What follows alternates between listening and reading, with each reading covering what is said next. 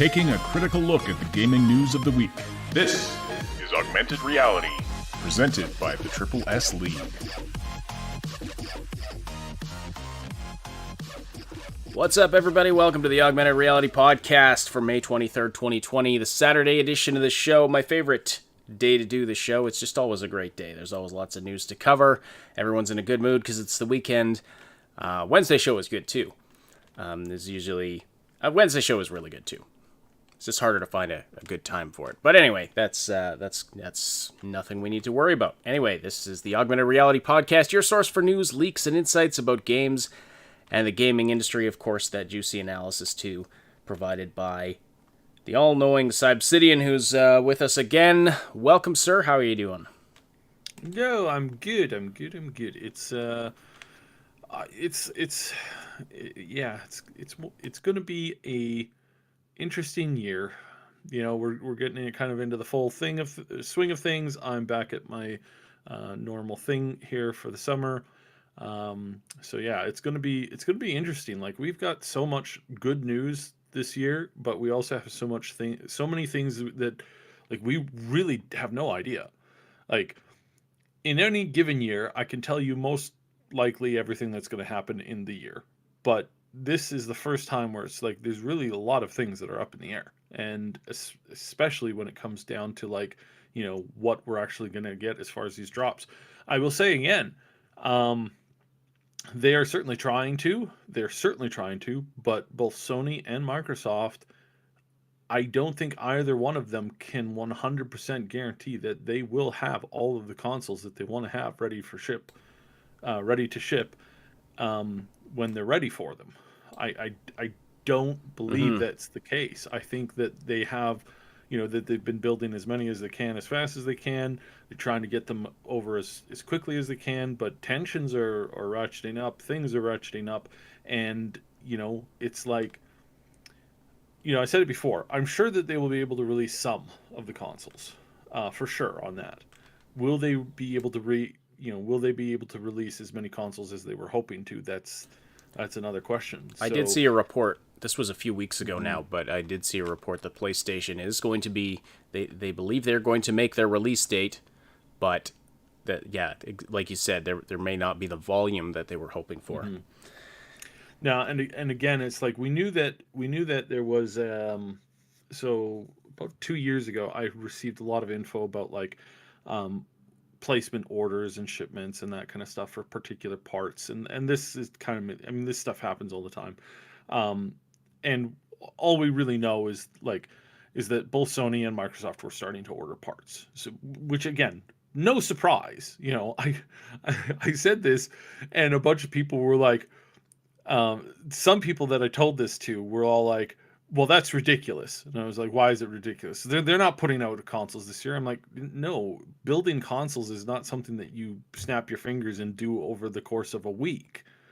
Like this, I mean, some of their, like, base hardware, like the base frames and stuff like that, a lot of that stuff is, like, worked out, you know, that stuff is worked out years ahead of time. You know, the dimensions, the overall design, and then they order the pieces, and then they get the pieces to fit into that particular design. You know, and stuff like this, and some of the reactions were, they can't be making it now. It's like, again, if they're not making it now, they're clearly making it for the next 2 years. They're like, oh no, it's going to be 4 years at least. And it's like, what? You think the current console generation is going to last for a dozen years? A dozen years, really? Wow. So anyways, it's, you know, we see some things you get to see in advance because it's just like common knowledge, right? It's like what's a good example? It's like naval movements. I've been writing a lot about naval stuff currently, and it's one of those things where it's like, anybody who's watching the seas knows that when ships are headed to places, because it's like, it's not like an airplane where you can get to your location in less than 24 hours. You know, a ship takes weeks to get to where it's going, if it's going to somewhere on the other side of the planet. It's like, you know, when there's like 8 or 10 or a dozen or 30 or 40 ships moving out, you know that they're doing something or going somewhere important, and they're obviously headed somewhere, right? And it's like it doesn't take that much deduction to kind of figure out where they're headed, right? Because it's like you only have so many places you can go in particular coastlines and stuff. So it's just funny to look at the stuff to see where everything is headed, to see like what stuff is headed where, and then to kind of like make some judgments off of that. And it's gonna be a really interesting year. Speaking of consoles, we do have kind of a funny story. Glad that a lot of you are appreciating the thumbnail graphic today. We had some fun with that one. If you are listening live today, please say hello in the live chat. Send us your questions and comments there as well. We'll read and respond to as many as we can throughout the podcast. And don't forget to slam that like button. It likes it rough, and it tells us and YouTube that you appreciate this content. Okay. So yeah, let's get into the news for today. So there's We should answer the one thing that kind of came up on and schedule. Thank you for pointing this out, because no, you weren't the first person to point out that they didn't really understand what, like, so one of the topics that we covered on Wednesday was this whole like System Shock 3 thing. And there's been some confusion on, wait, so Tencent does or does not own the IP now? No, they don't. They didn't buy the IP. They are funding one of the studios that has access to the IP.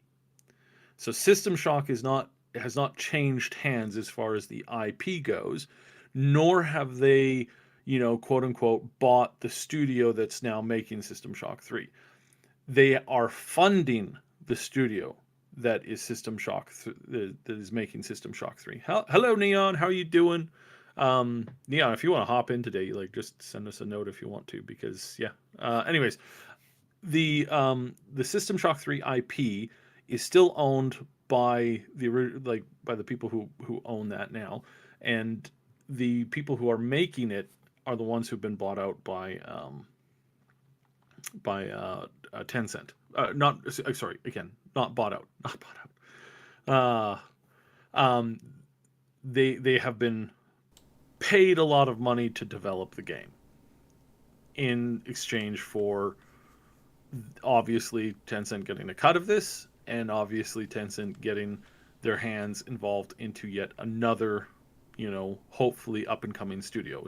Tencent has been investing, again, we covered that on Wednesday. They've been buying a lot of companies. They set up their first company in North America that is like their like actual to God, first like AAA creation. development. Yeah, they're setting up a AAA development studio in North America. We covered that on Wednesday. So they are expanding. And yes, I apologize for that flub up on Wednesday. I always hate putting out wrong information, even by accident. I said something like Tencent owns System Shock, the System Shock franchise now, or something to that effect. Anyway, not entirely correct. Not really. So, but there are. I think what you're going to get into here is that there's different projects, right? There's two different projects going on right now. There's System Shock 3, then there's System Shock the reboot, and then there's the System Shock franchise, or like IP, or the intellectual property, the story, the stuff, and that's all owned by different things. System Shock 3 is being made by Other Side Entertainment. Other Side Entertainment is licensing this game. They don't have the rights to, they may or may not even have the rights to make the next game, or to build off of the story. They're making this game. That is the current agreement. We don't know the finer details of that, but they're the ones who are doing that. The IP is actually owned by another studio, and I'm trying to remember what the name of it is called, because I can't remember the actual name of the company who actually owns the actual. Or I'll look that up while you explain. Yeah. So, well, I mean, that's it, right? It's like it's just this whole thing, and this is why I have been less. I'm not excited for System Shock. I'm not excited for the remake. I'm not excited for System Shock 3. I'm not excited for what this has to do in the future, because this has been handled in one of the most convoluted, ridiculous, stupid ways that I could possibly, it's called Night Drive, stupid ways that I can imagine anybody handling an IP. And I am fairly certain that I'm going to be disappointed. And I am fairly certain most people playing it are going to be disappointed.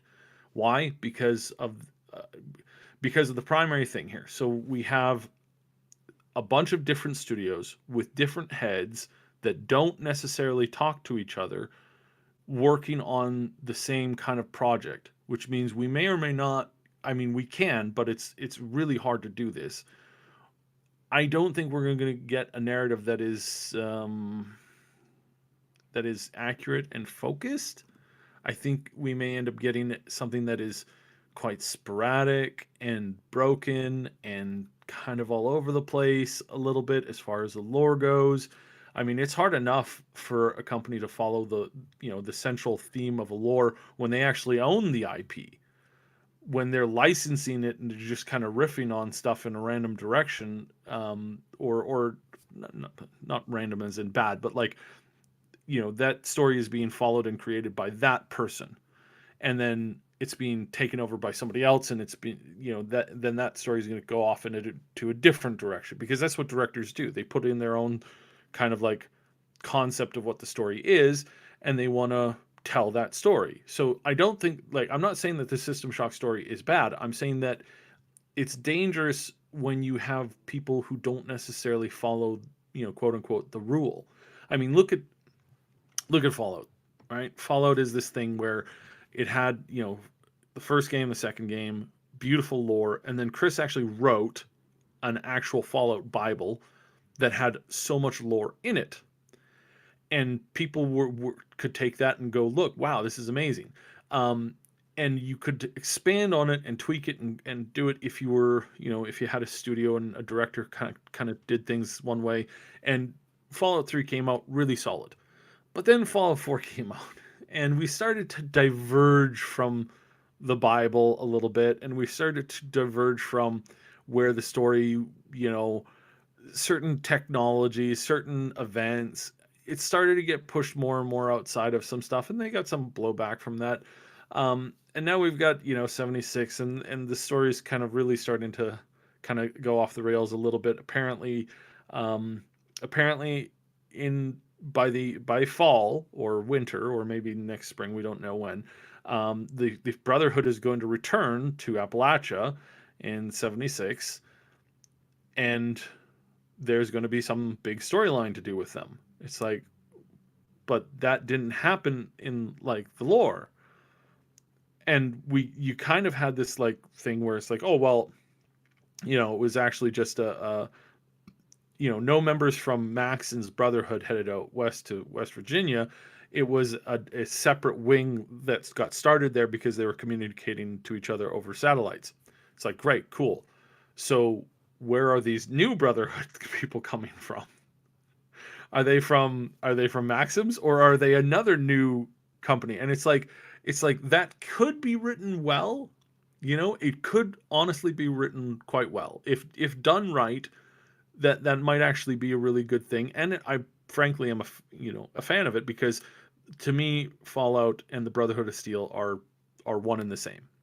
And you have to have them at least mentioned here or there, or have some kind of a presence, whether it's, New Vegas style, where they're hiding and they're like keeping a low profile, and where their leader, is off doing his own thing, or whether it's like, Fallout 3 and 4, where it's like, no, it's the central focus of the story, or whether it's like Fallout 2, where again, it's like they're not centralized to the story, but they are, present in the story. So all of that stuff kind of like is out there, and we don't really know, where it goes, and hopefully they do it right. But it's the fact, again, where you might get the whole Star Wars syndrome, where person A working on the remake, person B working on number 3, person C working on, another System Shock thing in the future. Maybe none of them have a coherent like story that all fits together, and you end up getting this really branching, terrible, kind of like going off the rails in every possible direction, where some lore is set up and says, this is sacred lore, hyperdrives work like this, and then And then like 5 seconds later, you have another director who's like, "Oh no, we're gonna throw all those rules out. We're gonna create our own science when it comes to hyperdrives." Obviously, you all know what I'm talking about there. So it's like I hope that does not happen. I really do. But at this point, I've been disappointed so much by rebooted media. Oh, that's another great example. Reboot, right? Reboot, one of the greatest kids shows ever in the history of ever. This was the greatest kids show, Saturday morning cartoon ever to exist. Sorry, Transformers, you missed it by that much. But the new reboots, the first one was just horrible. The second one was even worse. The third one, like, it looked like it'd gone through like a blender, and now it's stuck. And it's like, great, well, we're probably never going to get it back, because at this point it's just gone around in circles to the point of insanity. And it's like, I hope that doesn't happen. Sounds like we need to reboot the reboots of the reboot. Yeah. So that's the stuff I'm afraid of. And I mean, just kind of, and I totally understand that, because, like you said, yeah, there has been a lot of that lately, and yeah, I mean, IPs, as an example, like, interestingly, because I was just looking up some information on the System Shock franchise. Incidentally, the rights to the series is owned by Night Dive Studios. They acquired it in 2013. Prior to that, it had been in kind of in limbo after the closure of Looking Glass Studios. But Looking Glass Studios developed System Shock 2 as a standalone title that wasn't even intended as a System Shock game until, surprise, surprise, Electronic Arts signed on as a publisher for it, and then decided that's going to be a System Shock game, because they owned the publishing rights to, or they owned the franchise rights at that time. So I mean, I understand how that goes. Both Zelda 2 and Mario 2 are probably two of my favorite games, and they're obviously not the same thing, right? Like the story behind both of those are really interesting. They were both other games that were basically shoehorned into becoming the sequels for these two wildly popular titles. I didn't realize that about Zelda. In the case of Mario Brothers, they produced a Mario Brothers 2 in Japan that was basically like it was very similar to the original Super Mario Brothers. Basically the same graphics. They added a few things like poison mushrooms and whatnot. They ramped up the difficulty quite a bit, and then decided this game is too difficult for Western gamers. So they took a Japanese game called Doki Doki Panic, and they reskinned it as a Mario game, and that's what became Super Mario Brothers 2 in the West. But there is a Super Mario Brothers 2, which is, in modern times, is sometimes called the Lost Levels, because it was only released in Japan. Yeah. But it's like, you could think of it as an expansion to the original Super Mario Brothers, just because it was so similar. Yeah. Schedule. Warren Spector, who he basically birthed the series. This is one of these situations where, like, again, it's like I won't be surprised if it's a great game, but I also won't be surprised if it's a terrible game. At this, and that's where I'm at. It's like I can't really expect either one right now, because I don't necessarily have faith in people who do head in and try to recreate particular things. It's like sometimes they're hamstringed by the creativity, sometimes they don't have the greatest vision anymore, sometimes they all the problems that have happened with games, right? And so it's one of those scenarios where it's like, I don't really know where does this go from here, kind of thing. And so it's one of those scenarios where it's like, he's a good creator, I trust his opinion in general, but I don't know if he can do it with the new studio that he has, right? Because sometimes you just a general is only as good as his army. Like, a bad general can take a good army and have them all killed. A good general can take a great army and do great things. A bad general can take a good army and do terrible things, but it's hard for a bad general to come out ahead unless he gets really lucky, and you don't get lucky in this industry. You don't get lucky as often as some people think. I mean, it definitely is there, but it's not necessarily. There's this one time, bunch of French full-plated knights took on a small pack of English archers. I almost said elven archers, of English archers, and yeah, it was like 7-1 against the British, and the British walloped them. It's like it's like, yeah, that doesn't always happen. Sometimes you don't get lucky like that. So yeah, Niv Aussie with the statement about 76's battle pass, which I probably should have mentioned back then. Yes, I gave them this review of basically like, yeah, so 76 right now it's an okay game. It's not a bad game, but it's also not a good or a great game. It's just an okay game now. They managed to fix a lot of the problems by adding the NPCs, the way that they did it, the quests, the structure, the new companions that you get are very interesting. And I all ready to like give them, congratulations guys, you managed to pull this one out of the gutter. I mean, it's not good yet, but you managed to pull it out of, a piece of absolute garbage, and yeah, congratulations.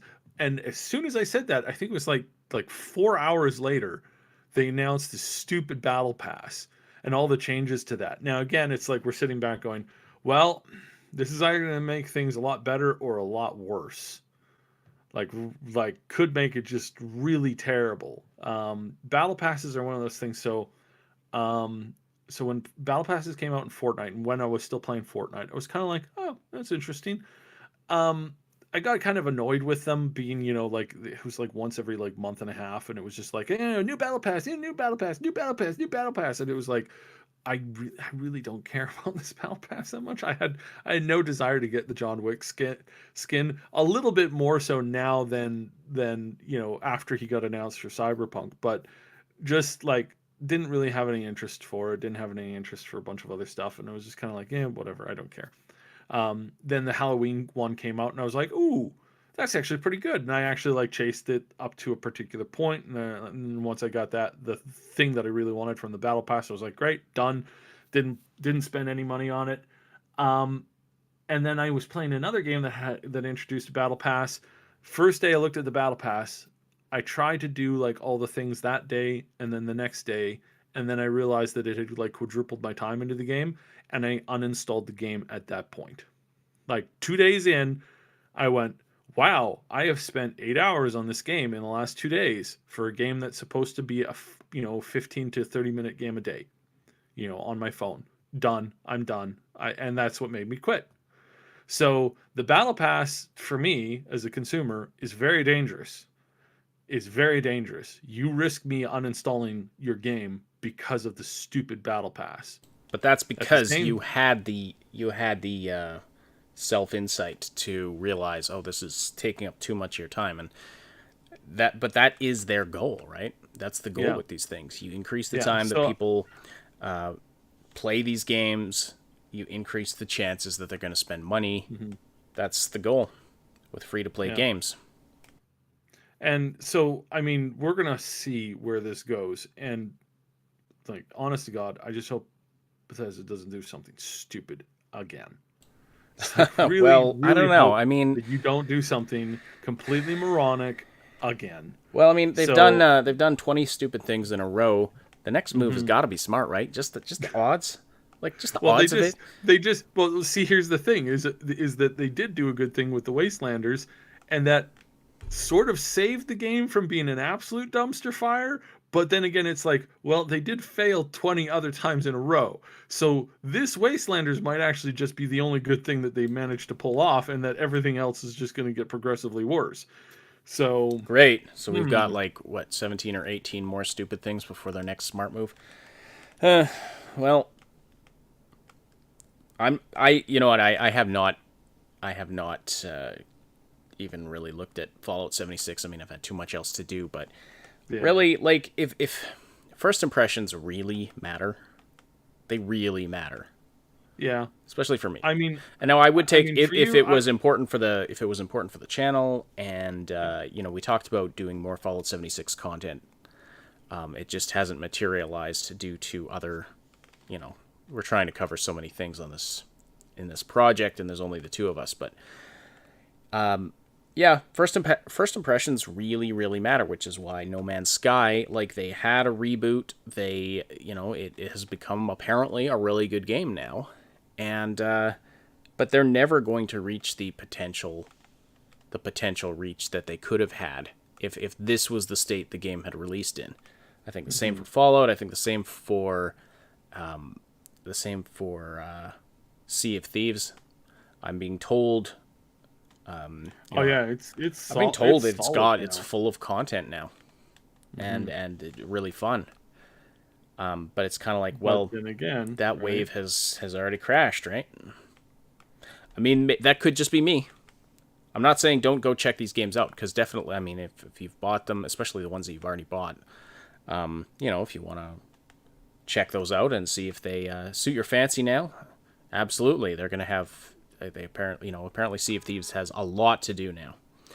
There's lots of content, and it's, I'm told it's really fun. All right. So, time being asked, am I going to reinstall Doom now? Yes. I want to play and beat that last level. So, might as well talk about that right now. So, after the backlash about Doom Eternal adding the Denuvo anti-cheat software, id Software has decided to remove it in their 1.1 update. And so, yeah, no more Denuvo anti-cheat. And they released a statement on it on Reddit. Statement from Marty Stratton, executive producer of Doom Eternal, works for id Software. And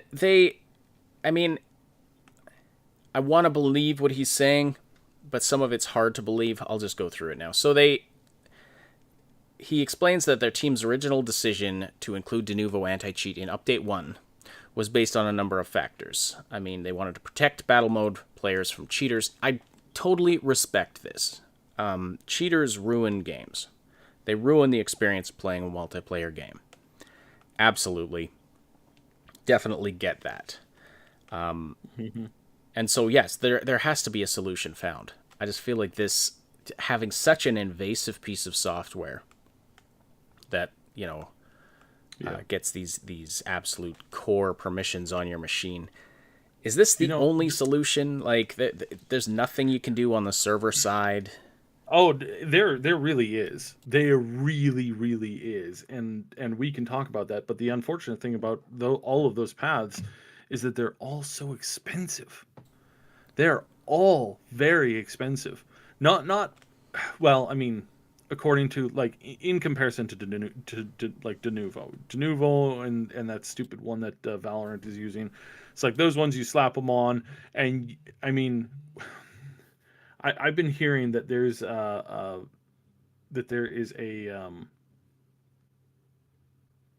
why is my okay? So Discord apparently is calling my phone from our chat group. I'm like, no idea how this happened. No idea how this happened. It's really funny. At least you were smart enough to mute it. Yeah, well, it's kind of weird.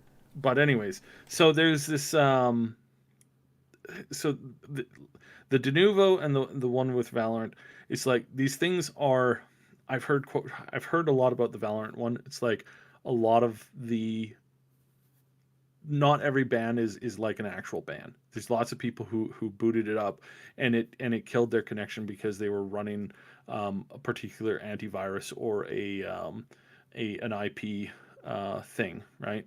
And as soon as, like, they declare victory on that as like, oh, we stopped a cheater, and it's like I don't think that was all cheaters.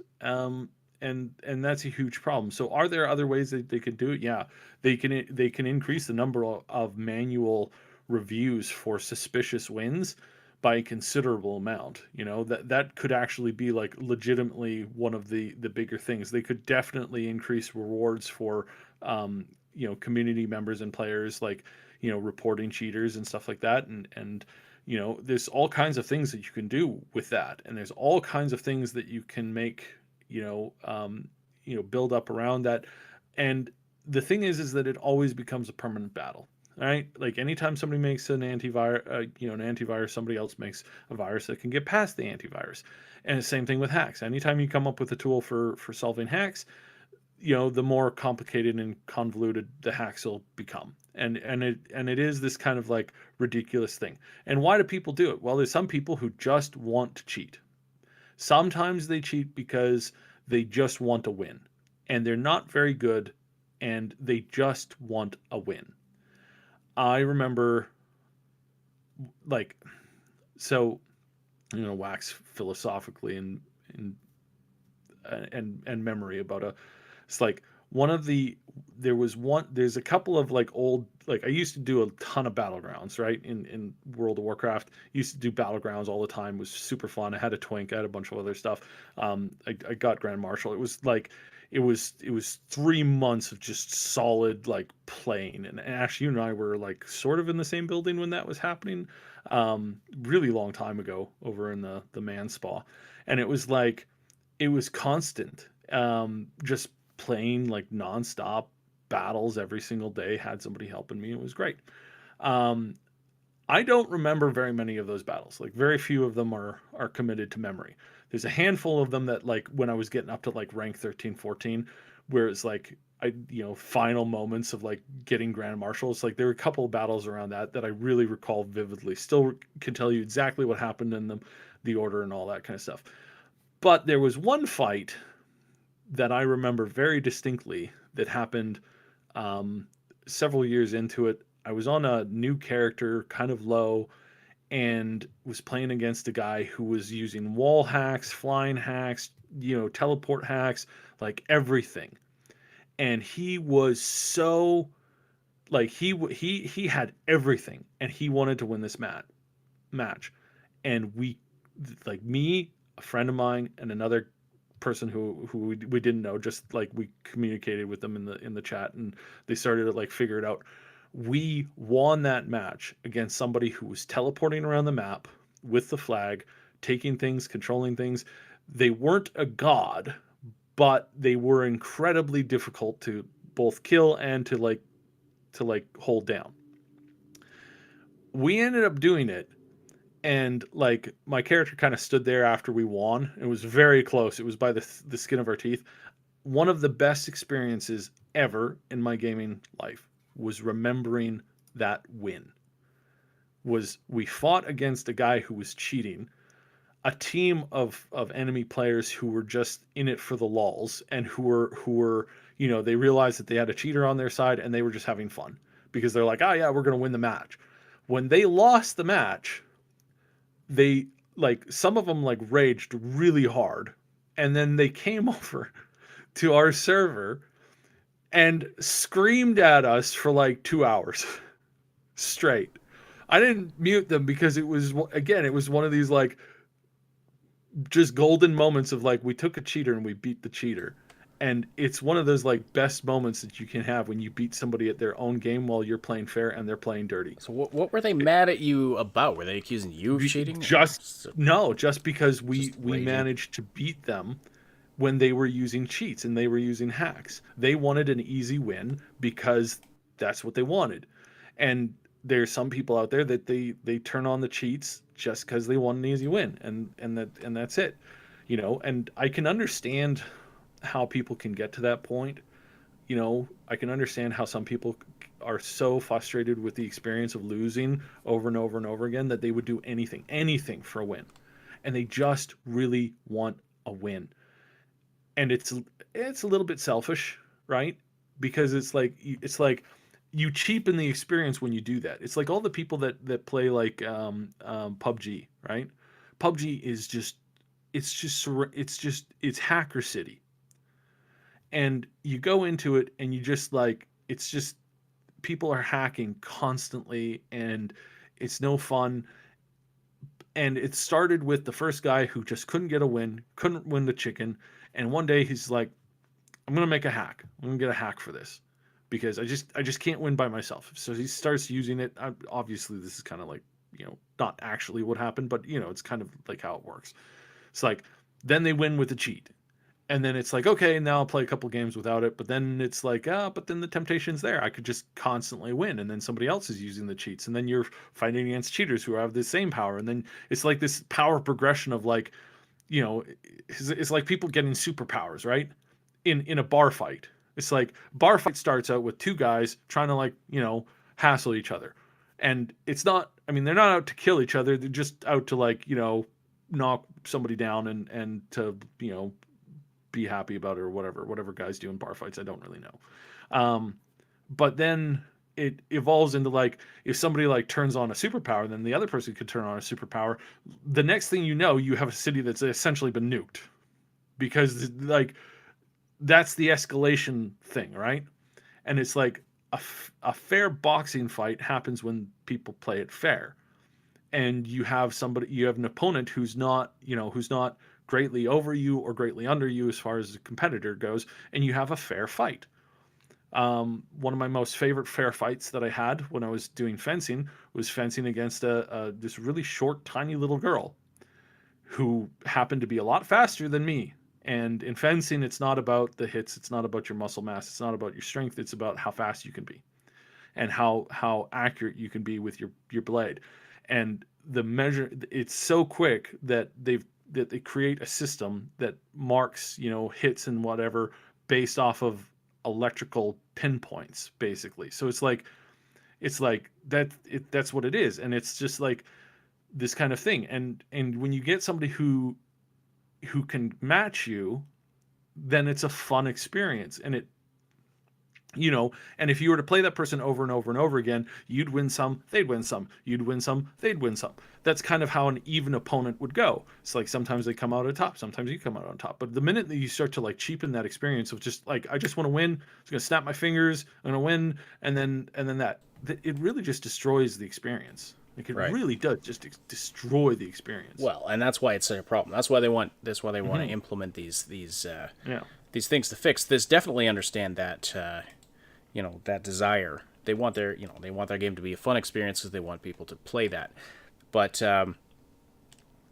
yeah, this practice of putting these super invasive programs on to prevent cheating is just it's getting a little much. And on the other hand, I mean, some people have brought up in the chat, like if you were monitoring it from the server side, how do you tell the difference between cheating and just pure, like, really excellent skill? Maybe somebody's just super good. Yeah. I mean, there's some things that are obvious. It's like, okay, if you're flying around and walking through walls, and you're not supposed to be able to do that. I think wall hacks are some of the most common exploits. They are in PUBG. I think it's wall hacks are the number one, and then aimbots are number two.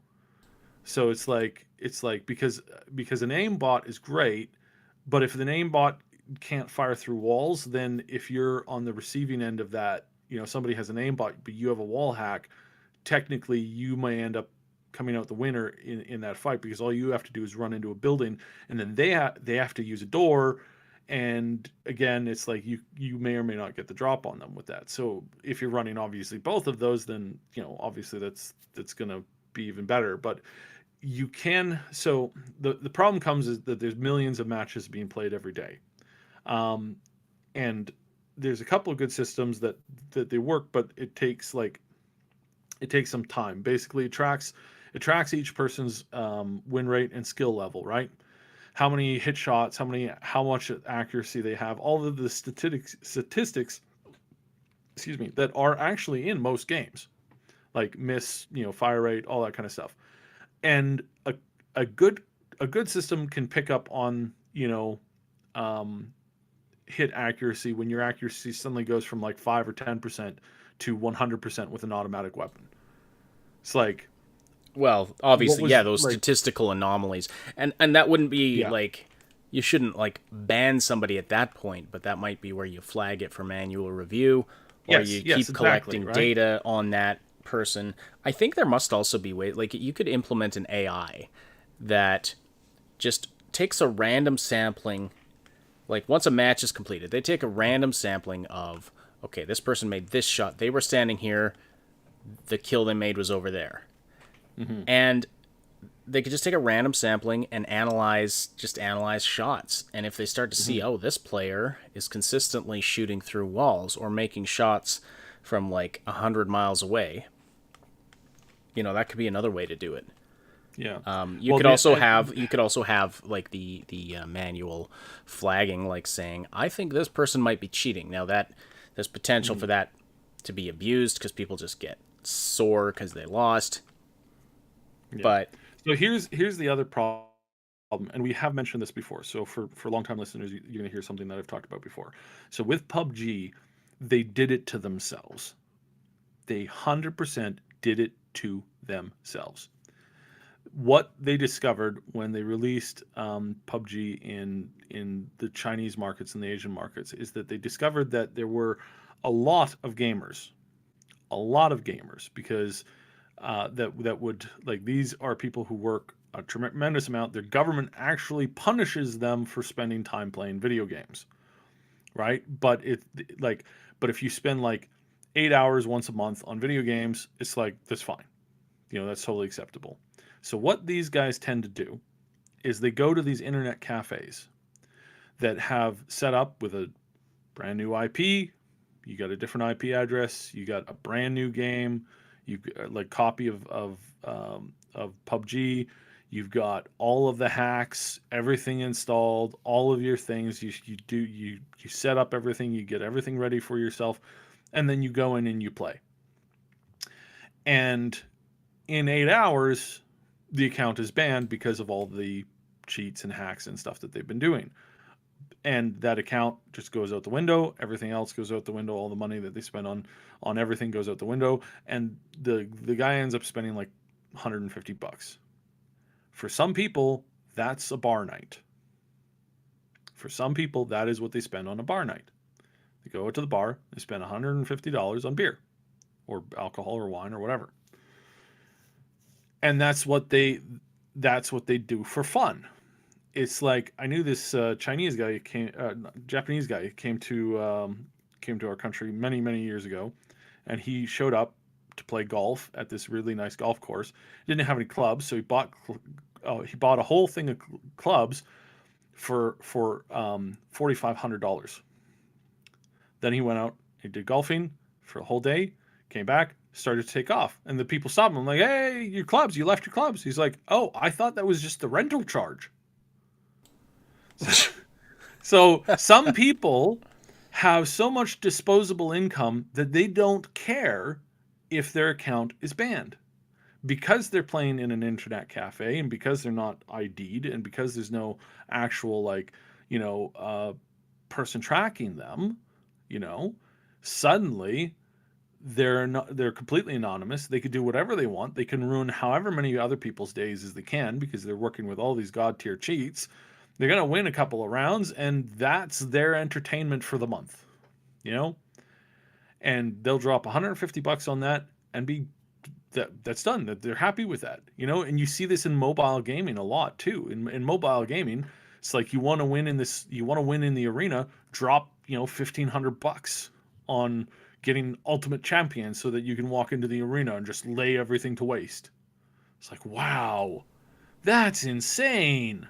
And then microtransactions were born. We'll just instead of cheating, just buy the cheats for $1.50. Yeah, and that's legitimately what some places do.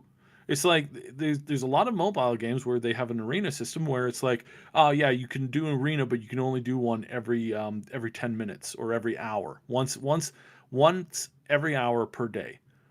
But you can also pay to get new arena tokens, and you can also pay to pick your opponents. Do you think a blocking system would work? I think ultimately what you'll end up having to get is some kind of like a cardinal program. A cardinal program is a program that sits there, watches the game. It's an AI that watches the game in live time.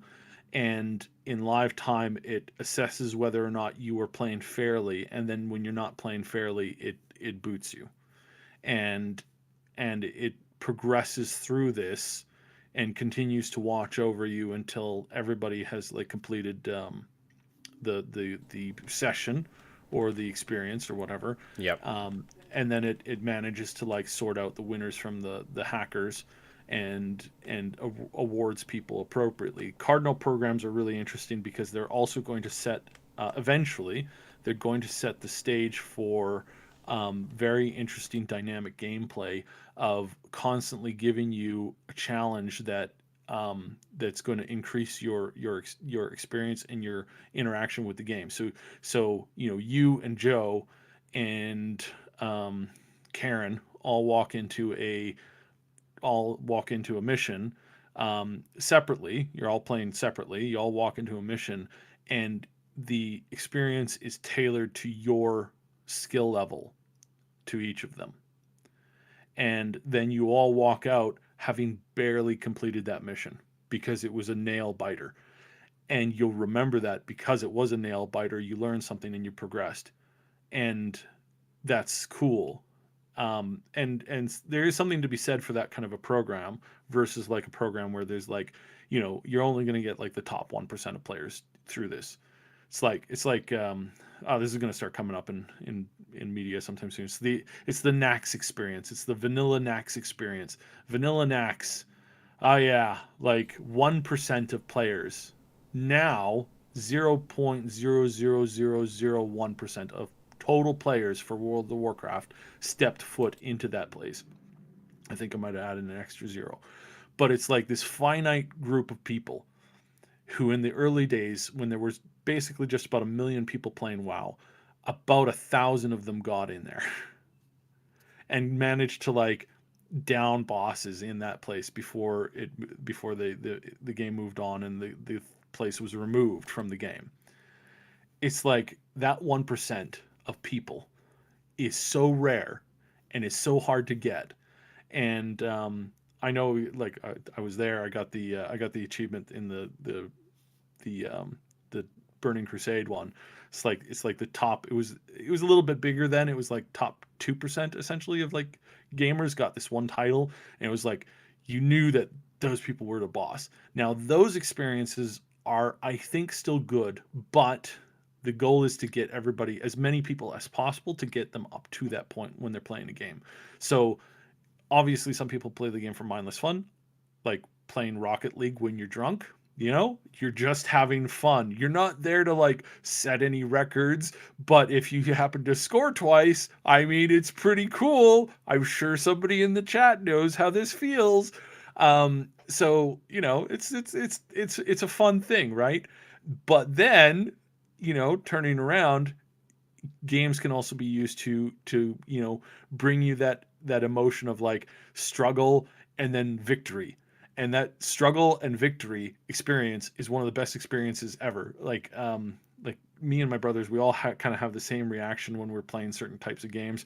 It's like we're screaming at the screen, we're crunching the controller, we're like, I want to win this, and then you win, and you're like, oh, it's so good. It's one of the best feelings you can get when you win something that is so hard that pushes that you have to learn. Your brain actually hurts later on. You're burning calories by trying to figure this stuff out. It's like grandmaster chess masters. They lose a lot of weight when they're doing these matches because they're thinking so hard. That is a good thing to have, but I don't think it's necessarily like, I think that's a good thing to get and should always be involved in some places in games, but not necessarily every place in the game. So yeah. Anyway, to wrap up this, cheaters avoid that. They really do avoid that. To wrap up this topic, though, so they're removing Denuvo from the new Doom update, and Marty Stratton also claims that the performance issues that were being reported had nothing to do with the inclusion of Denuvo, and he explains in the Reddit post what he believes the performance issues were caused by, and that they're also fixing these things in the new update. So, I mean, take that for what you will. It's a little bit, I mean, it seems convenient, I guess, that these performance issues were actually caused by other problems. Could be completely true. There was he says that there was a code change made around VRAM allocation that probably caused one of the issues, and that's being reverted. So anyway, take that for what it's worth, but they are removing the Denuvo anti-cheat. Now, what are they going to do to prevent cheating in the multiplayer? I don't know. But really, I uninstalled the game because I heard this was coming. And so I'm glad that they decided to remove that. All right. You're listening to the Augmented Reality Podcast. It's been a great conversation today, and lots of things brought up in the chat that we have talked about, and we love that. If you want to keep the conversation going after the live broadcast, we welcome you to join our Discord community. You can find the link in the description below. It's a place where you can chat with us and other Triple S community members about all the things we love to talk about, stay up to date about everything we're doing here at the Triple S League. Click the link below to join. Be sure to say hi to us in the welcome channel if you're new. We would love to hear from you and hear how long you've been listening to the show, that kind of thing. We love hearing that kind of thing. Now, we spent so much time talking about or answering chat questions and other topics brought up that we've barely touched the topics that we had planned for today. So we're gonna have to kind of we're gonna have to kind of rocket through 50-minute topics. So sorry, we're really sorry, dude. I don't think there's any need to apologize, but all right. So I saw Paris in the chat earlier. Shout out, great content creator. Oh, I must have missed him. I'm so sorry. He's been on the Cyberpunk 2077 community podcast. Anyway, he was here for the Witcher 4 rumors. I hope that you're not disappointed. I hope you're still listening, by the way. But the rumors are they're barely even rumors, but there's like headlines. For example, like people Ciri might be the protagonist of The Witcher 4, based on a very offhand comment from somebody at CD Projekt. It's the reason we're addressing this is just to kind of say to put some context to really say what the actual scope of the statement was not very broad. It was more of a oh yeah, I wish we'd done more with Ciri. Maybe we'll get back to that in the future. And then some it was a really off the cuff, right? It's an off the cuff statement, and suddenly it's like, oh, looks like this is going to be, and people just run with it. And it's like, no, stop, no. This kind of thing drives me crazy because it's like, okay, like these pop up every now and then, and it's just like you're taking something that was said very, very offhand and saying, okay, and then a headline like The Witcher 4 protagonist possibly hinted at. Well, what? That's not. How is that a headline? This isn't news. Like, this is not worth an article written about it. So, CD Projekt Red story designer Jacob Zamalek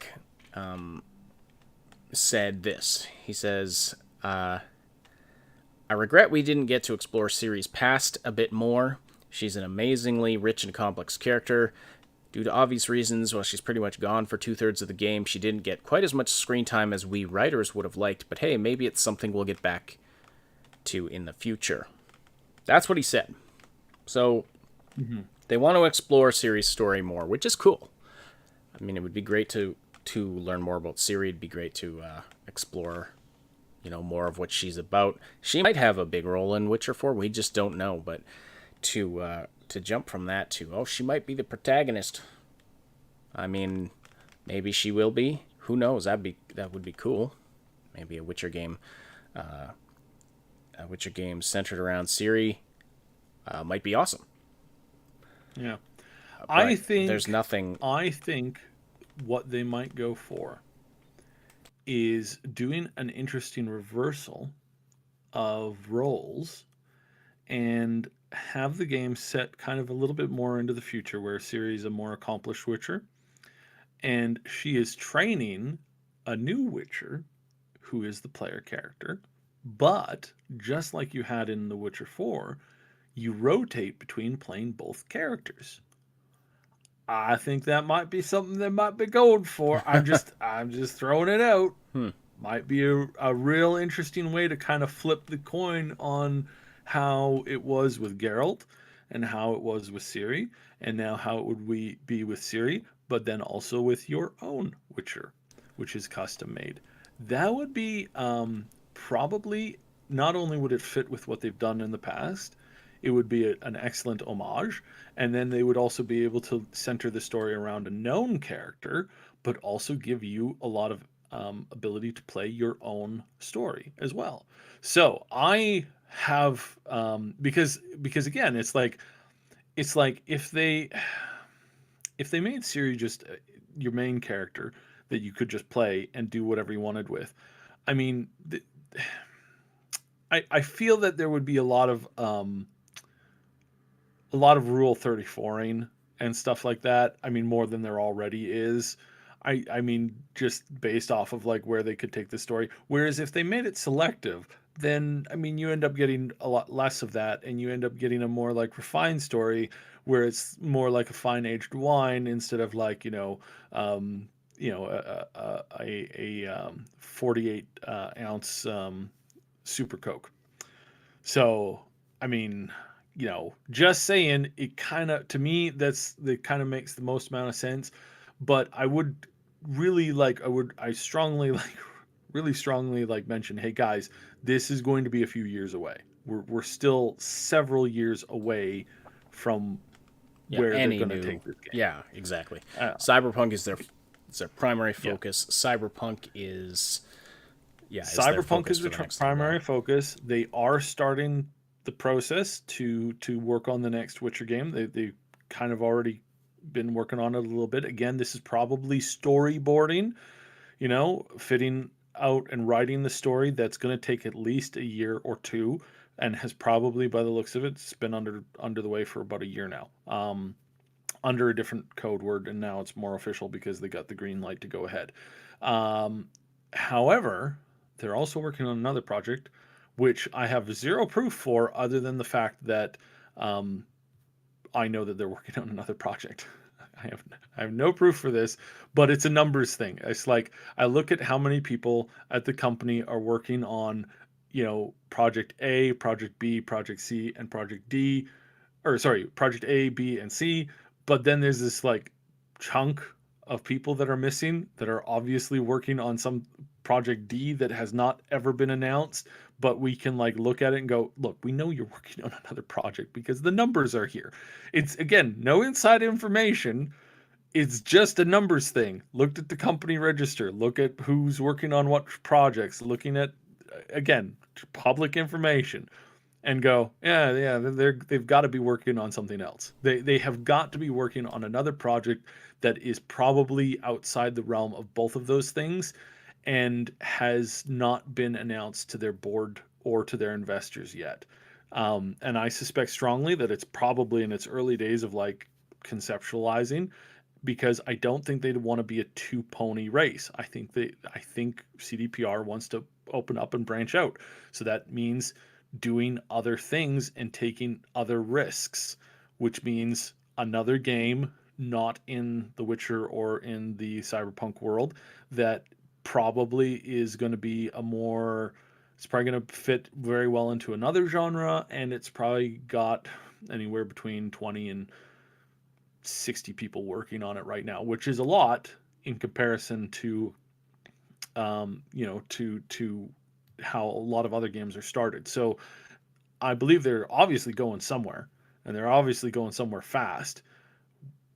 What exactly we'll see from that, we don't know. So those of you who tuned in hoping for some juicy CDPR news, there's your juiciest thing disguised by a Witcher 4 announcement, because I don't want people I did not want people kind of like taking that and running with it like they did with this Witcher stuff. So only y'all who sat through the whole like hour of me talking about other stuff get to hear that yes, CDPR is definitely working on another project that is not connected to Witcher or Cyberpunk, and it is definitely something else. And I know what's going on. Winky, winky face, winky face.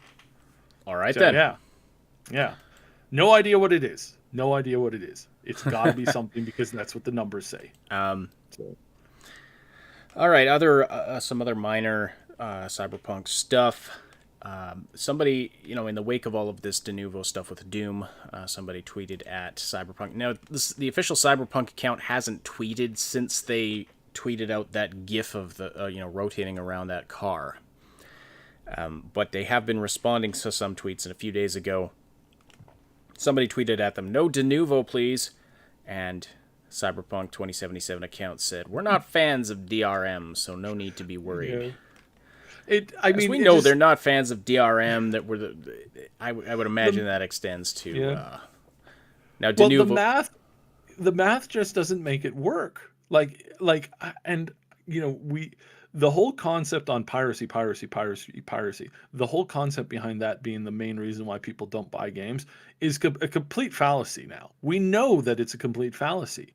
We know that by the numbers, games that are downloaded en masse and played en masse by the yo ho ho peoples, that those games end up being bought, and it ends up creating a market where people do buy them. There are a few examples where games are truly hurt by piracy. Apple figured this out back when they launched iTunes. Like, you had a big issue with music piracy, 10, 15 years ago. People were sharing music around online, but it was complicated. And it was, you didn't know if there were things like, you just have tracks misnumbered or like typos in the file names, all the way up to, this file contains a virus and now your computer is completely screwed. Mm-hmm. So they figured out that if you just make it easy for people to buy it, make it easier, simpler, safer for people to pay a few bucks to get their music instead of pirating it, most people are going to buy it legitimately. Yeah. They also discovered that if you range your product to the people that, look, I don't have, I learned this lesson when I was like doing farmers markets when I was a kid. It's like, guy goes, "I got $5. Your product is selling for $8. You're closing up. Would you take $5? It's all I got." And it's like, all right, deal. I mean, it's going home with $5 is better than going home without the $5 and having to like throw the product out. So yes, yeah, like obviously, $5. Booyah. You got it, baby. Here's all right. Yep.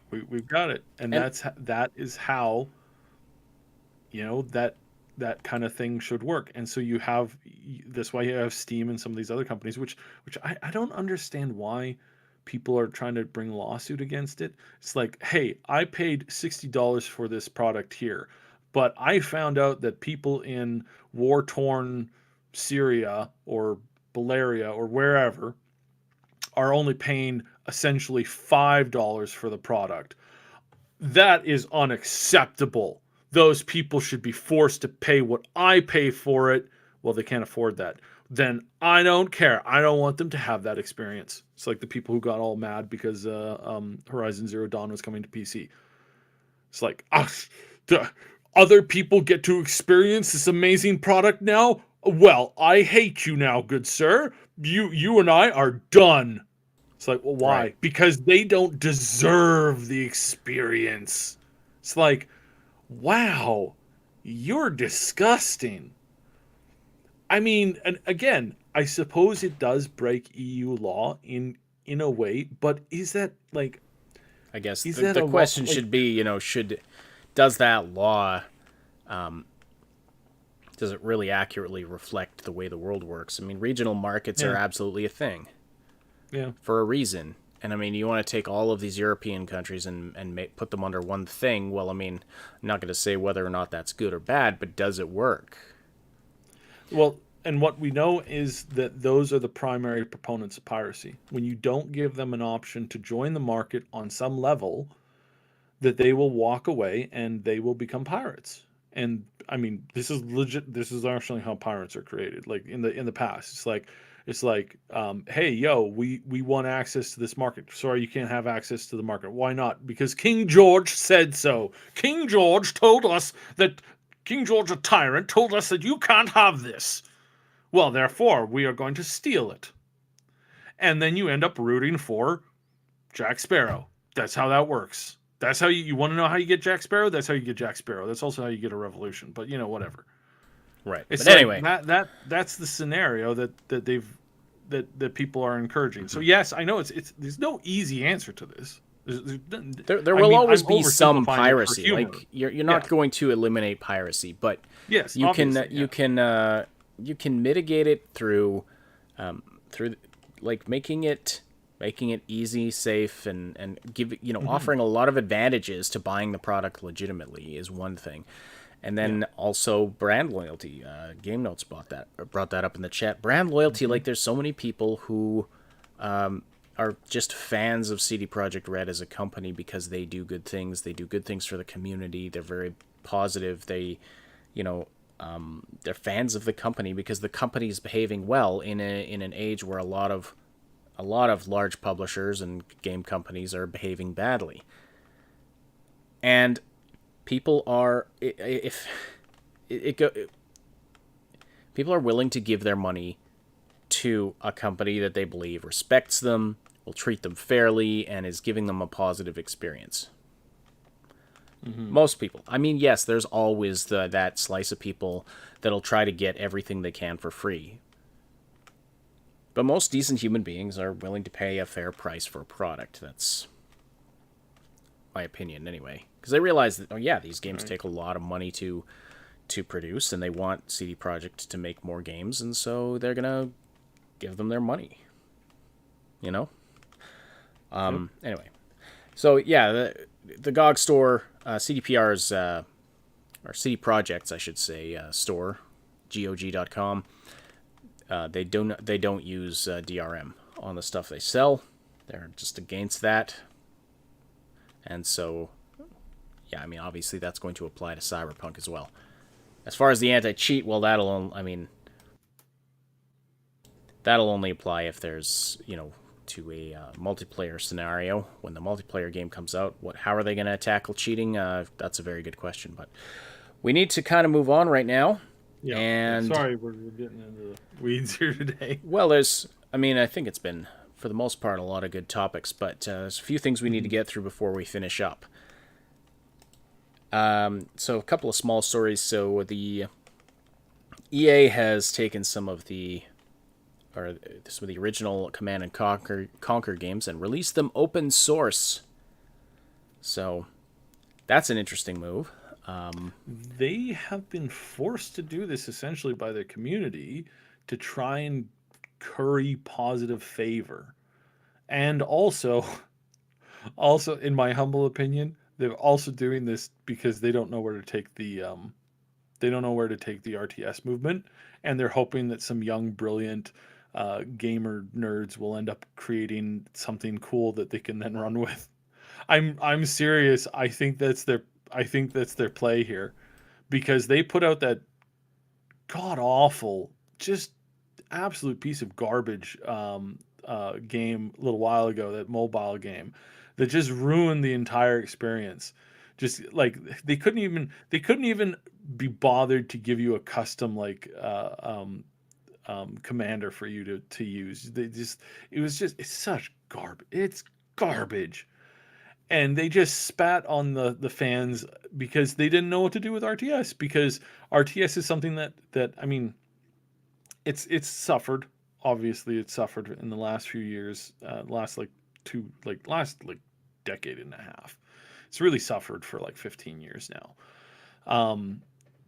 I don't think they have anybody who is an experienced creator of tactical RTS games. I don't think that's something that they have at their company, and I think they're looking for people who can help them make the series better, because RTS is starting to get a resurgence, and it is something that I suspect, just with everybody who's kind of entering the fray here, I do believe that it'll have a fairly positive resurgence, and that it will start to become a little bit more mainstream.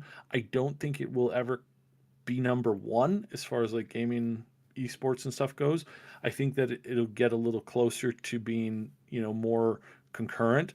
I don't think it'll be a super, like, I don't think it'll be an esport thing, like not like a top lister, but I think it will come back a fair bit. Now I hope that I am proven wrong, because like I started out, I mean, I really did enjoy, like, Age of Empires and that kind of stuff. It really like helped, it helped me. I think games like that are important because it teaches strategy, and it teaches like critical thinking, and it teaches like people, it takes rambunctious kids who can't focus on a darn thing, and gives us something to like sit down on for like 2 hours and actually like focus in on, and teaches like it taught me a ton of stuff as a kid. And I gotta say that I really hope it comes back, but I don't think it'll ever be a super big thing.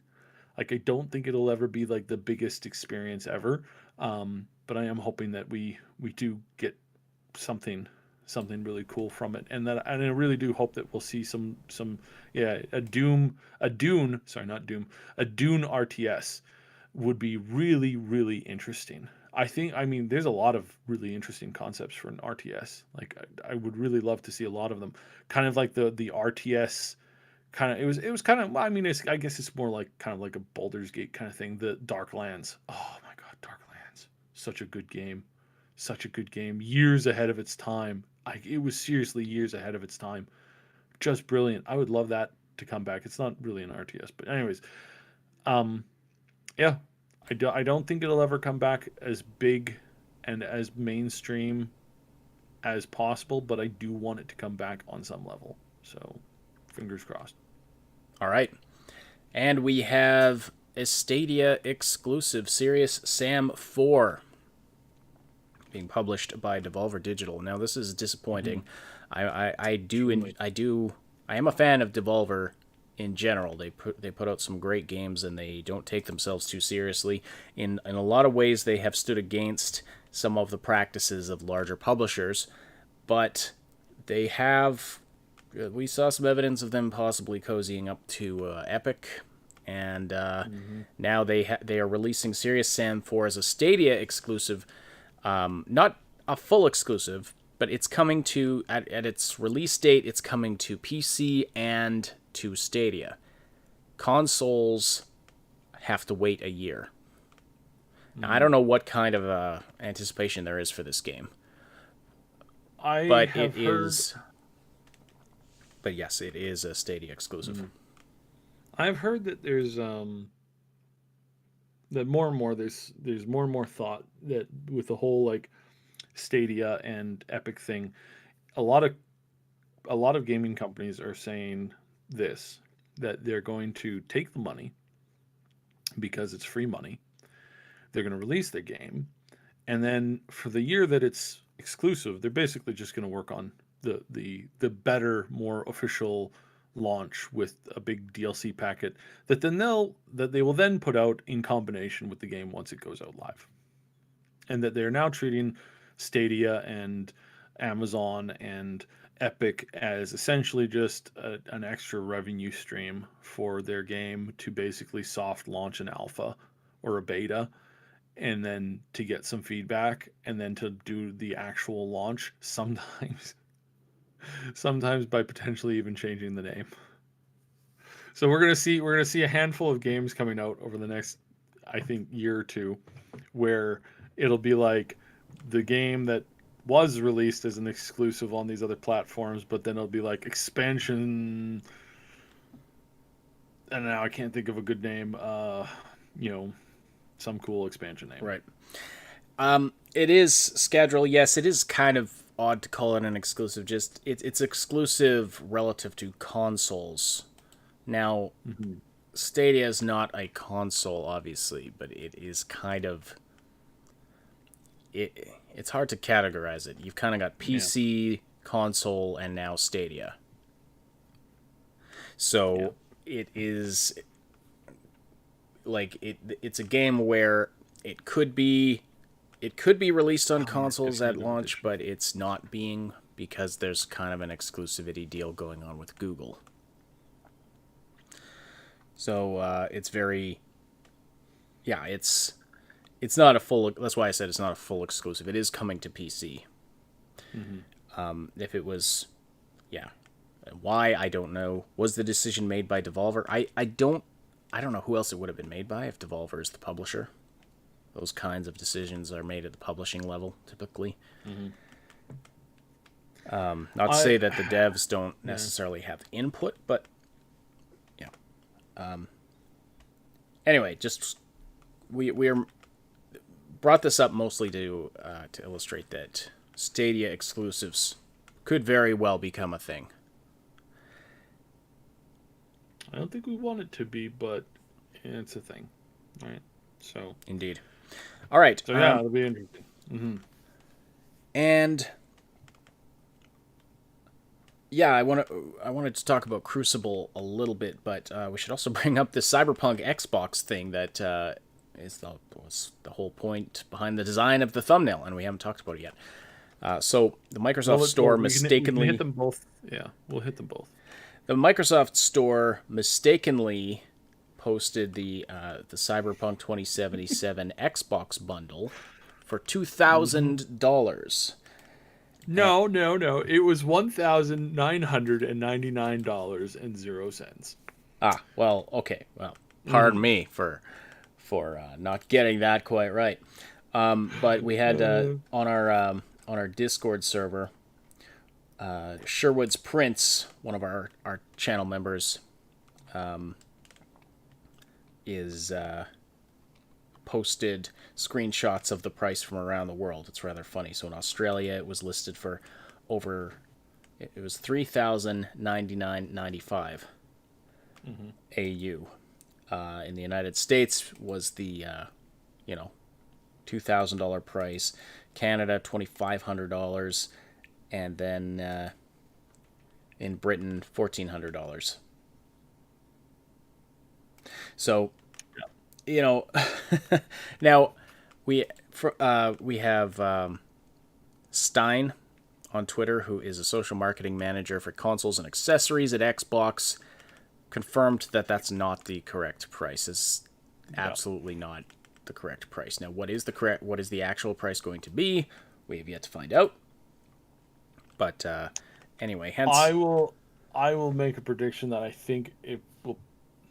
I don't think it'll be more than. I should probably make sure I'm getting my prices right here, because I just realized I'm using the Monopoly money instead of the greenbacks. So let me just wait. What the Canadian money is Monopoly money? Yeah. I get that. It's so literally. Okay. So I don't think that this will be more than $5.99, and it may even either be $4.99 like the current one that you have in the States, or $3.99 as some kind of like super special or something like that. That would be kind of cool, especially if they announced that as a package that was coming, right in September. But yeah, I don't think it'll be more than $1,000. I'd be kind of surprised if they did that. So I'm kind of thinking that would be crazy. Like that would be. Yeah. Even so it was obviously $1,000 would be a huge amount to pay for this. Yeah. That is a stereotypical number. Whenever you see something with like all nines or like 3 nines in it, oftentimes that is not the $1,999 is oftentimes a placeholder price. There are very few items that are actually sold for that. I can think of like a handful of like some quads and some lawnmowers that I can kind of see at that price from time to time. But for the most part, $199.99 is, or $191, whatever. $1999.99. Yeah. Yeah. That those prices are often placeholders within administrative systems. It's just really strange though that they had these strange placeholder prices for like that were different for the various regions of the world. But it's just really odd. That is kind of weird, and we'll probably never know why, right? Yeah, We'll I think probably they took never it know down. exactly why. By the way, I was looking for this on the Microsoft Store last night and could not find it. So I think they took it down. They took it down real quick. This was not supposed to be. This was not supposed to be announced today. This is again one of these scenarios where it's like this was supposed to be announced in about 3 weeks when they have that big old event coming up, right? It was definitely not supposed to come out last night. Somebody got an earful. I would have hated to have been that person on Friday morning that ended up letting this slip out again. But I mean, this stuff happens, right? Again, it happens partially because they were supposed to release earlier, and then things are up in the air, and it's one of those scenarios where it's like somebody's kind of falling asleep at the wheel a little bit. They're really tired. Their eyes are kind of going in and out, and they kind of like oh, wake up, and then they realize, oh wait, what was I supposed to do? So, oh crap, I'm supposed to hit this button, and they hit the button, and everybody's like, "What are you doing? That's not supposed to. We just had a meeting about that. You're supposed to wait on that." And it's like, no, I did it by accident." It's like it just everything goes sideways, So it's one of those weird scenarios that it can happen. Robin's saying it is still up. Okay, I don't know why I wasn't able to find it. If someone could send me the link, I'd be curious to take a look at it. But yeah, all right. So it's not going to be selling for that price. It's a placeholder mistake of some kind. Of course, if it's wrong, why are they leaving it up? That's the question. Well, I mean, now it's like it's up. They might as well keep it up, right? I'm gonna surmise that's probably what's going on. It's like once they realize that, they were kind of pooched, then, then they got to kind of accept that and run with that. So that's at least kind of what I'm gonna go with. Again, no 100% on this because we haven't seen the absolute, right? So yeah. Anyways. Okay. Yep. So no, I want to stay in the United States. Thank you. Yeah, no, it's there. It's there. $19.99.99, available September 16th, 2020. It seems dumb to me to leave it up for that price. Yeah. Go figure, though. I don't know. Thank you, Sherwood's Prince, for sending me that link. All right. So finally, we have Crucible, new FPS game from Amazon Game Studios. Amazon Game Studios making games busily. Crucible's out now, it's free to play. I believe it's in early access. The game's not done yet. So it's not getting a great reception. It's not getting the worst reception in the world, but it's not getting a great reception. I watched a review on it this morning from Dreamcast Guy, and it's the only review I've had time to watch, but his impressions of the game, he was involved in a pre-release testing phase of the game. Closed beta.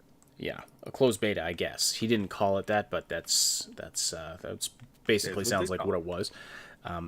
He said the game's not terrible, but it is not great either. It's kind of like you described Fallout 76 now. It's okay. He said it's got, the characters are, there's a huge diversity of characters and abilities and things like that, but almost to the point where it feels like all of these different characters you can choose from are from different games. He criticizes the lack of cohesion and the lack of kind of a meta to the entire game. Oh, that's interesting. Yeah. I think maybe that other god awful terrible game, Battle something or others, was I think that maybe suffered from that a little bit too. But then again, I mean, League does it pretty well with their huge diversity of champions. So that's I mean, Well, I don't can think sometimes like I work. mean you look at Overwatch, like there's so many different characters that are all very very different, right? It looks like Crucible was trying to go for that kind of a thing, but just maybe Yes, that's why I said League, because League has way more diverse characters. Than yeah that. yeah. So like it can work, but anyway, the game is apparently okay. It's not a dumpster fire, but it's not like a shining beacon of awesomeness either. So, yeah, that's I guess kind of all there is to say about it. It's got very mixed reviews on Steam right now, but it is free to try if you wanna check it out. Maybe it'll be your favorite game ever. Who knows? But yeah, apparently there are some fun abilities, and It's interesting what Amazon is trying to do with this now, and they kind of, I feel they kind of released this to try and like kind of get their like release jitters out, because they haven't yet actually put out a game.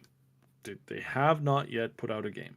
They have so many games in the works. They've got New World coming up very soon, and I don't think New World's going to do well. I kind of like the aesthetics were like sort of interesting, but the more I learn about the game, the more I'm like, this is going to be a huge swing and a miss. Huge swing and a miss.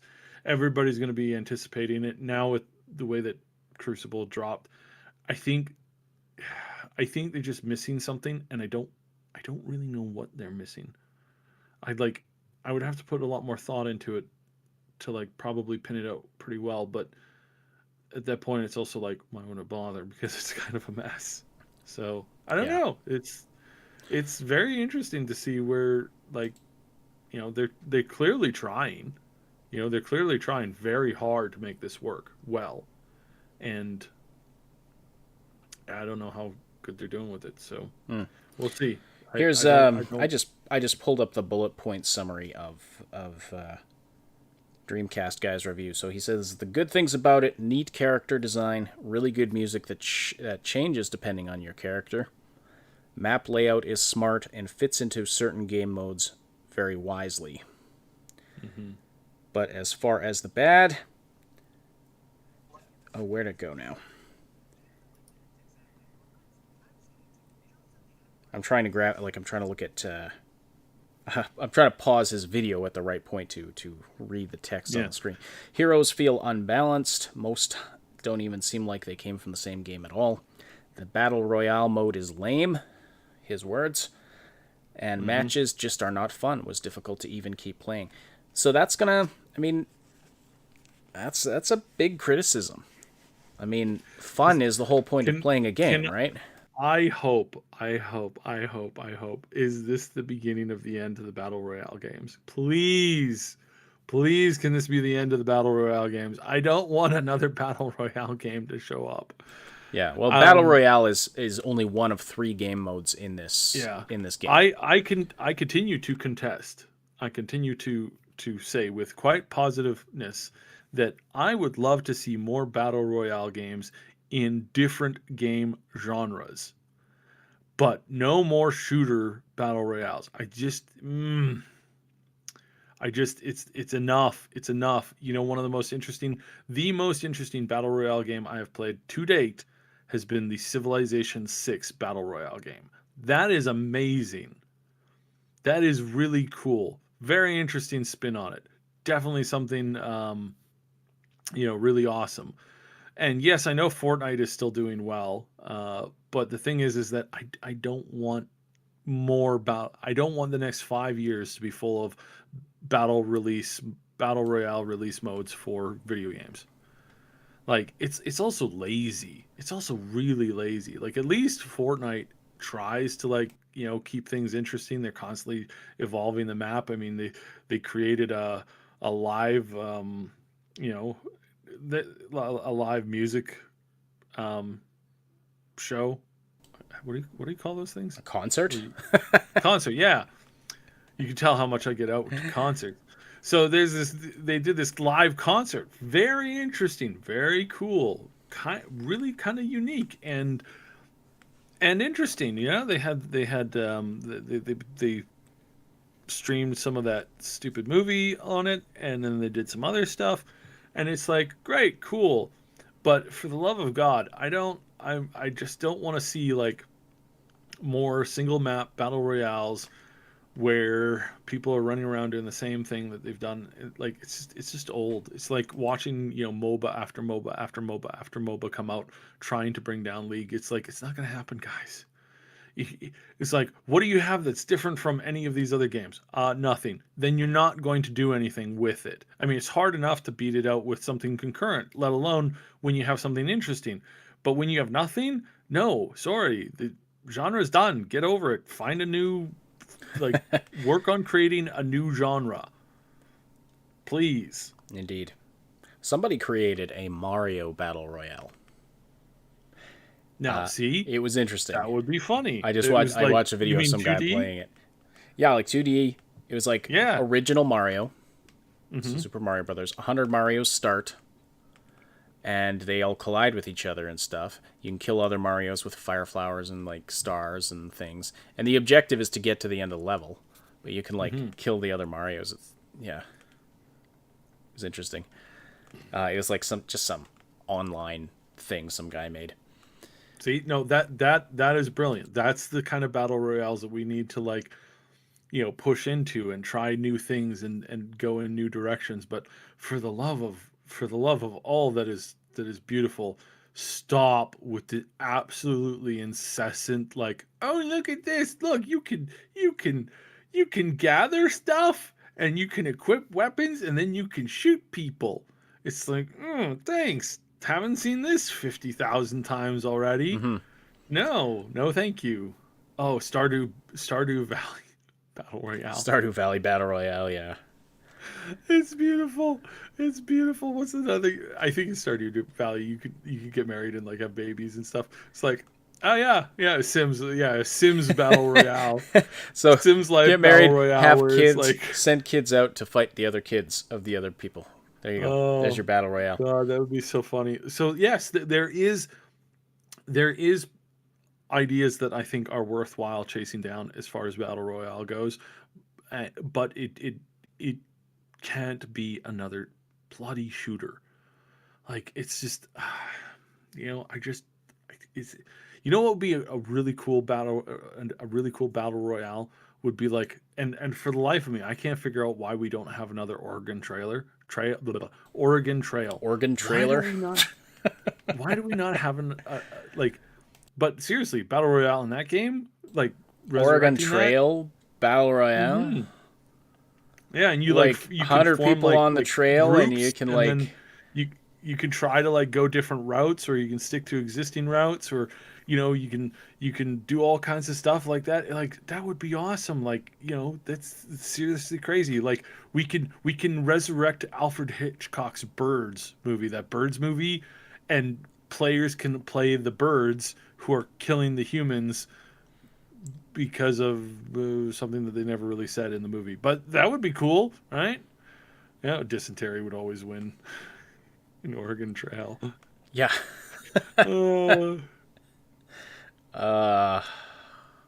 Yeah, so I mean, there's all kinds of stuff, right? But for the love of God, I'm sick and tired. I am sick and tired of all of the battle royale games that are out there right now. I just no more, please. And I know that this season we're gonna get so many announcements for new ones. It's like, have you not learned your lesson? How many more companies have to go bankrupt before you guys learn that this is not something that you can chase? Like, you got to come up with something different. You got to like evolve, or you're just going to keep ramming your head into the wall. But whatever. Anyways, yeah. Has there been a medieval melee, or not melee, but has there been like a medieval battle royale yet? Well, we're kind of seeing Like, and this two is armies. I guess it would be more of a team-based thing, but two armies clashing on a battlefield where you control one soldier. It would be really kind of cool to see that. Like, I would and these are the concepts that I'm really interested in. I would love to see a battle royale mode based off of like Alexander the Great and his like fights. It's like that would be amazing. That would be really, really cool to see how that kind of like fits into things. But yeah, other than that, I don't know. I don't know. Yeah. Well, we're gonna wrap up right away here, but before we go, one favor to ask of our audience: I'm putting together like a educational / informative video about ray tracing, what it is, how it works, that kind of a thing. If you have anything specific you'd like covered in that, if you're curious about the topic, if you have any questions about ray tracing and RTX and that kind of thing, please contact me on the Discord server and let me know, because I want to, I just want to make, I'm putting a decent amount of research and effort into this one, so I want to make sure it's actually answering the questions that people have out there. So please let me know if you have any input on that, any specific thing that you'd like to see covered in a video like that. With that, we'll end off the show today. So thank you so much, everybody, for the great conversation in the chat. Thank you for supporting this show by listening live or after the fact. Don't forget to slam that like button before you leave. We really appreciate that. Hit the subscribe button and the notification bell. Not only does it notify you when we put up content or go live, in theory, but YouTube does look at that as far as as signals for how much a channel is appreciated. So we appreciate that as well. Also, special thanks to our Patreon supporters and channel members who help to make this content possible. Our big darn heroes on Patreon, Josh, Robin, Timebean, and our 2 anonymous supporters there. Our channel members on YouTube, Mr. Padzernik, Jer Schultz, Game Notes, Night City Punk, and Terror K. Thank you all so much. Very much appreciated. If you're listening after the fact on iTunes, SoundCloud, Spotify, or any of the other platforms this podcast goes to, we appreciate your interactions there as well. But don't forget, you can join the live show on YouTube Wednesdays and Saturdays, where you can interact with us and other listeners and be a part of the discussion. See the Discord server for exact times and schedules. The Augmented Reality Podcast is presented by the Triple S League. Check out our YouTube channel for game guides, reviews, comedy, news updates, and tons more gaming content. My name is Ash. On behalf of Cyb, thank you all so much for listening. We'll talk to you again very soon.